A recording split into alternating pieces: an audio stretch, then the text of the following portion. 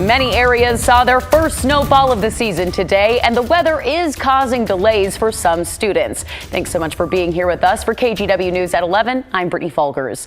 Now, the Silver Falls School District will start 2 hours late Monday morning, impacting students in Marion, Polk, Lynn, and Benton counties. Class won't start until 10 a.m. tomorrow, and buses will be taking those snow routes. So let's take a look outside here in the Portland metro area. Yeah, it's still just mostly wet out here. This is the view outside in southwest Portland on Sylvan Hill.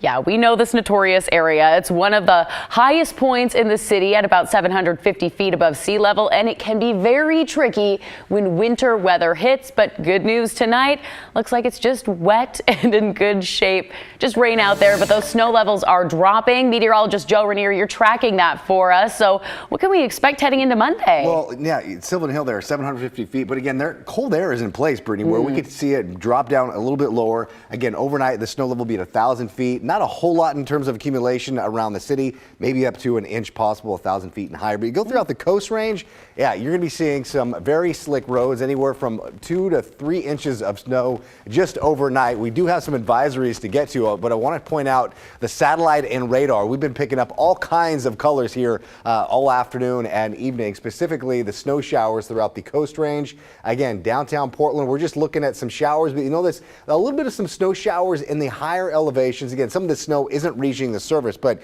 if you're at 1,000 feet and higher, you could be waking up to a pretty scene by tomorrow morning. So over the next 12 hours or so, we're going to be seeing the lowest snow levels of fall overnight, dropping down to 1,000 feet. Again, the coast range, you can be looking up to 2 to 5 inches of new snow. And Cascades, again, you've been seeing a lot of snow here over the last couple of days. Friday when we had all that rain, bare pavement up there, but up at Timberline Lodge, we're still seeing several inches of new snow in the last 24 hours, up to about 8-9 inches in a few locations. But as we look at the watches and warnings, that white color you see is a winter weather advisory in place throughout the coast range and along the foothills of the mountains. That purple color throughout basically the Washington and Oregon Cascades is a winter storm warning. So could we see anything around the valley floor? I don't think so. I don't think that cold air is going to be in place where it drops our temperatures low enough to see accumulation. But again, you could see some light dusting in a few locations throughout the West Hills and in parts of Yamhill County. Sandy and over in Corbett throughout the gorge, you can be seeing just about an inch of snow. Over in parts of the higher elevations over in the southwest hills of parts of Vancouver and Battleground, you could be seeing close to 2.5, maybe 3 inches of snow.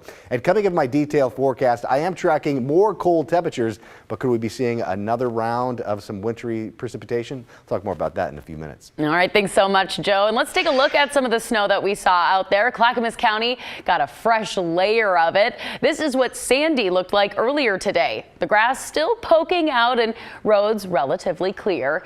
It's a change in season that some are really excited to see. I'm really excited. Like not even a month ago, there was like 80-degree weekends, and now we're jumping straight into winter, and I'm excited.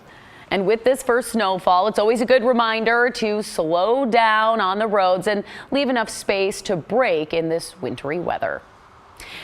We'll take a closer look at your forecast in about 20 minutes and continue to update you on our website, kgw.com, and the KGW News app.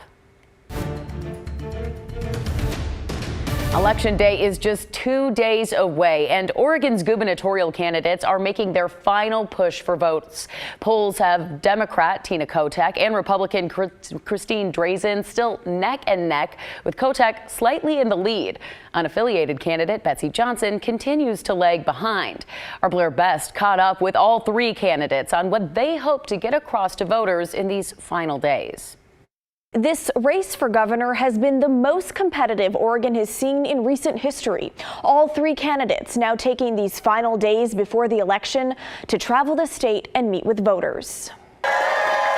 From Salem to Portland, all three gubernatorial candidates give it their all in a final fight for votes just days before the election. We need change. We have got to fix what's going on in this state. This is democracy. This is how we win, and you are beautiful. Thank you. Democratic candidate Tina Kotek met with Planned Parenthood leaders and other supporters on the campaign trail Sunday in Northeast Portland to kick off a canvassing event. We got a couple more days, folks. Thank you for being here. She talked of reproductive freedom, protecting the environment, public education, and standing up for the working class. But I have been a change agent in the legislature, making sure we can help working families move forward here in our state. As governor, I'm going to work hard with everybody around the state to make sure people can be successful, stand up for working families, and make sure we have the state we all want to have. Meanwhile, Republican candidate Christine Drazen was in the state capitol, starting her tour of 6 stops, ending in Clackamas County on Monday.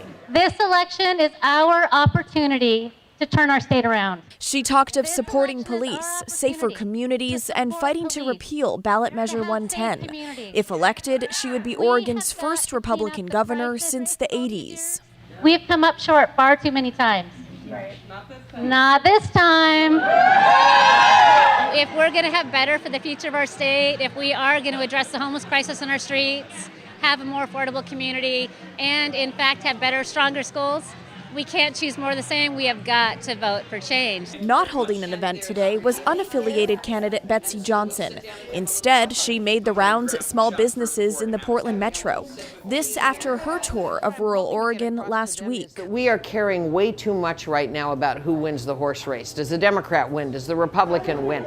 We ought to be focused on how are we going to govern. Over the past few weeks, support for Democratic candidate Tina Kotek has grown. That's according to an Emerson College poll released Friday. 44% of voters support Kotek and 40% back Drazen. Johnson lags behind with just 8% support. And I hope my candidacy and my presence in this election will at least change the dialogue to the point that we all recognize we got a problem and we got to deal with it, and we've got to deal with it in an Oregon way, not in a Republican or a Democrat way. All have one final message for voters. Get out the vote. Vote, vote, vote. Get those ballots in. All 3 candidates say it's up to voters at this point, and they're urging Oregonians to get out and vote. Ballots must be mailed or returned to an official drop box on or before 8 p.m. on Election Day. Election Day is Tuesday, November 8th. Blair Best, KGW News. And if you have any questions ahead of Election Day, you can check out our online election guide at kgw.com or just text the word election to that number on your screen, 503-226-5088, and we'll text you back with a link to learn more about what's on the ballot. Some Fred Meyer employees are not getting paid, and the grocery store chain says technical errors are to blame. The glitch happened in paycheck distribution after the company launched a new HR platform. A Fred Meyer spokesperson sent us a statement. It reads in part, although a small percentage of our associates have been affected, we understand the impact. We are working quickly on resolving known issues. Our sister station in Macon, Georgia has reported a similar problem where several Kroger employees say that they're being paid late, and when they are, the payments are not in full. John Newbill with the U.S. Department of Labor says that you can file a claim against your employer if this happens to you. Climate activists are targeting SUVs, deflating and sometimes even slashing tires. It's a trend that we've seen in Europe and other parts of the U.S., and it's happening here in Portland, too. Christelle Coomway talked to a local woman who found all 4 tires of her SUV deflated earlier this week, along with a note. This was a ridiculous act. On Thursday morning, Nicole Driscoll woke up to find her car tires deflated.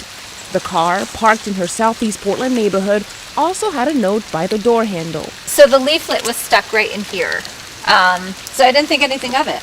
But then she read it. And I was in disbelief. The note in part said, "Attention, your gas guzzler kills. We have deflated one or more of your tires. You'll be angry, but don't take it personally. It's not you, it's your car." And then I instantly got out and I looked and I was like, holy crap, they deflated my tires. All 4 of her tires had been deflated overnight. The note in question was signed by an international climate group. The movement is now spreading to cities across the world, including Portland, with members deflating SUV tires in the name of climate change and pollution. I get activism, I appreciate it, but not in this form. Don't mess with people's property. I had a meeting at 10, I had to get the kids to school, so I was in total emergency mode. Luckily, she has AAA and they came to fix it. Driscoll, who works for a nonprofit, says there are plenty of other ways to create change. Go up. We need volunteers. We need a lot of volunteers. There's a lot of good things that can be done in the city, and this is not one of them. Driscoll says other neighbors also had their tires deflated. Now, deflating a tire in Oregon is a Class C misdemeanor punishable by up to 30 days in jail and fines reaching $1,250. Christelle, thank you. If they needed it to sell for money and buy food, I'd say come here and I'll give you a free pizza instead of stealing my vehicle. That's Chardell Dews, the owner of Red Sauce Pizza in Northeast Portland's Beaumont, Wilshire neighborhood. She found out her white truck with her company logo on it was stolen this morning. Dews suspects the thief drilled out the ignition to get the truck running without a key and then took off. 3 months ago, the black truck bed toolbox in the back of that same truck was also stolen.